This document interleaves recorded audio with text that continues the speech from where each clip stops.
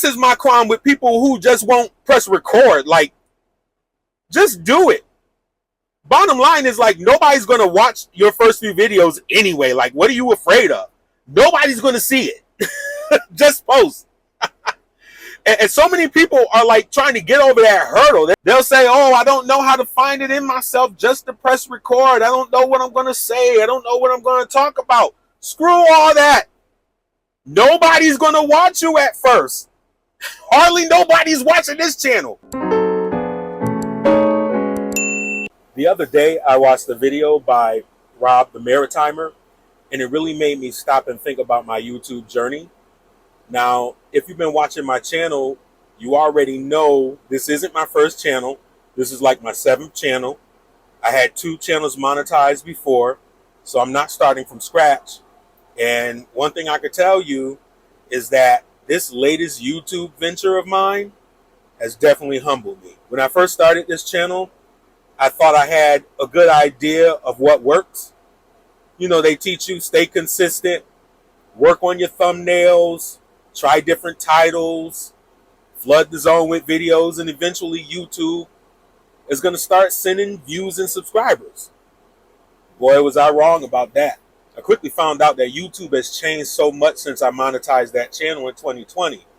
Back then, it only took 2 months to monetize, and I quickly reached 8,000 subs. But now I barely get views with both my new channels using the same principles I used back then. When you put your all into producing content and you see little or no results when you put it out into the world, you begin to wonder if you're doing something wrong. And that's why this video caught my attention. Rob started talking about 3 clients he coaches that were frustrated about their YouTube results. One had been posting videos for a year and they have 600 subs, which isn't bad actually. That's pretty good. The second client had 20,000 subs, but they still weren't monetized because they didn't have enough watch time. Now, I've never had that problem, so I don't really understand how that could happen. A quick and easy solution to that is just post longer videos, right? That's how I've done it. And the third client is just sick and tired of all the YouTubers who give advice that never work, let alone all the contradictions. Who do you believe? You know, it's starting to feel like a whole big lie, right? So while watching, I thought about how I feel the same way about all this. There's so many things to think about when building a YouTube channel. You have to think about click-through rates, audience retention, upload schedules. Then you start listening to the gurus. They teach conflicting information. Then you start wondering if you should post more shorts. Then somebody says, don't post shorts. One person says, upload a video every day. And then another person come along and say, you could post a video once a week and that'll be good enough. It gets to the point where you feel everybody's just loud and wrong. And personally, it can start to feel like there's nothing you can do to make this work. But then Rob said something that really made me stop and think. He said most creators are focusing on the wrong thing. They're focused on metrics instead of the audience. And that was a wake-up call for me. Because lately I've been too busy thinking about the analytics and YouTube results instead of what the people want. I'll post a video, go to analytics, and refresh it over and over again as if something's going to change. What I really need to be doing is asking myself the question, did I make something that people want to see? So he used an illustration that really drove it home for me. Imagine walking down the street and a stranger stops to talk to you about their fishing trip. You don't know each other at all, and he just starts talking and talking and talking about what he did this weekend. Now, if you think about it, that would be weird and awkward, right? Right? So my wife and I, we were watching Big Brother on CBS. And if you know me, you know I love watching reality shows, okay? And so this girl named Mallory wanted to go talk to the head of household. So she went to talk to the lady, and instead of talking game, which would be relevant, she starts talking about going to Connecticut and what food she likes and what her friend did last week. And so me and my wife were sitting there thinking, we was like, this is kind of cringe. This is weird. This is awkward, right? YouTube works the same way. And I'll admit, one mistake I made on this channel was talking about my day and what was going on with me. Nobody cares about that. They don't know me enough to care. They don't care. And this is my crime with people who just won't press record. Like, just do it. Bottom line is, like, nobody's going to watch your first few videos anyway. Like, what are you afraid of? Nobody's going to see it. Just post. And so many people are like trying to get over that hurdle. They'll say, oh, I don't know how to find it in myself just to press record. I don't know what I'm going to say. I don't know what I'm going to talk about. Screw all that. Nobody's going to watch you at first. Hardly nobody's watching this channel. I have a few subscribers and, you know, some viewers that come in now and watch when I post the video, but not many. Like it really doesn't matter in the whole scheme of things. Just press record. I have a problem with that. Like, stop that. Just press record, okay? Like, you're going to have a whole lot of other problems to worry about other than pressing record. Trust me, okay? When you get over on the other side, you finally record a video and you see nobody's watching, that's a whole nother problem in itself. So get over that thing about I'm not going to record. Just press damn record, okay? Just do it. The bottom line is nobody knows me. They don't owe me any views, and they sure as hell ain't waiting for me to post another video. I have to earn your attention. I gotta work for it.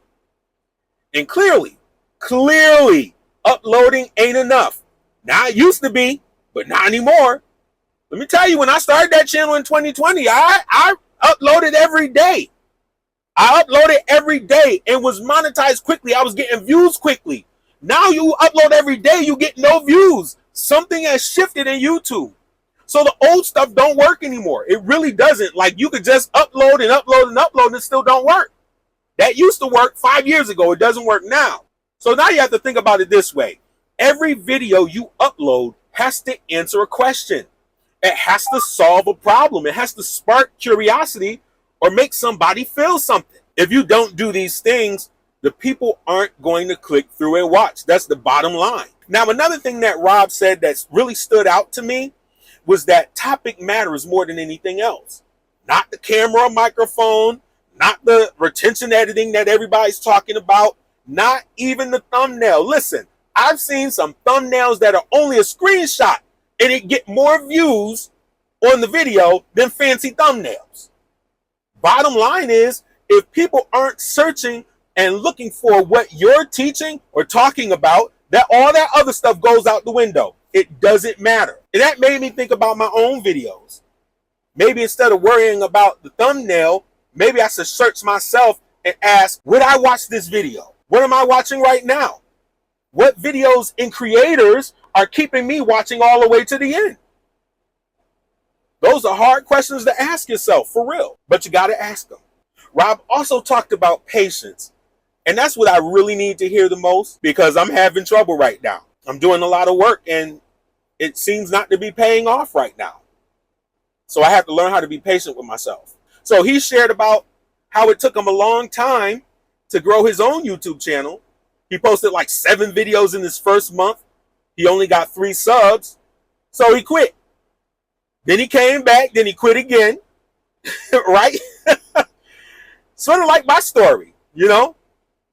But some years later, after coming back, he posted a video that changed everything.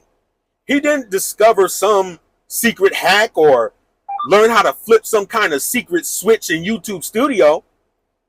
Things changed because he started making videos that connected with his people. And that encouraged me, because when my videos don't take off, it's very easy to start thinking that maybe this YouTube thing won't work for me. But I'm learning to be patient and give myself a little more grace. I'm still learning and I'm still figuring out what the people want. One thing this experiment has taught me is that YouTube is more than just making videos. It's about understanding people, what they care about, what keeps them watching, and what problems they need to solve. The algorithm isn't my audience. People are. We spend so much time trying to understand YouTube that we neglect to understand people. So anyway, knowing all this, what's next? Well, I'm going to keep posting. I'm going to keep experimenting, studying, and sharing what I'm learning along the way, because that's what this channel is about. I'm about halfway to my 100 videos. All right, so we're going to keep on pushing. But one thing is for sure, I definitely haven't figured YouTube out. But I'm going to continue to document the journey as I figure it out. That's all I can do. But that's the beauty of what I'm doing here. Because sometime in the near future, I'm going to be able to look back at this video and see how far I come. Maybe one of these videos will blow up. Maybe it won't. But one thing I know for sure, the only creators who are guaranteed to fail are the ones who stop uploading. So I ain't giving up. I'm going to keep making videos. I'm going to keep learning and improving. And if you're on this journey with me, I hope you'll stick around, because we're going to figure this thing out together. And remember, the best is yet to come. And we'll be doing this for the rest of our life.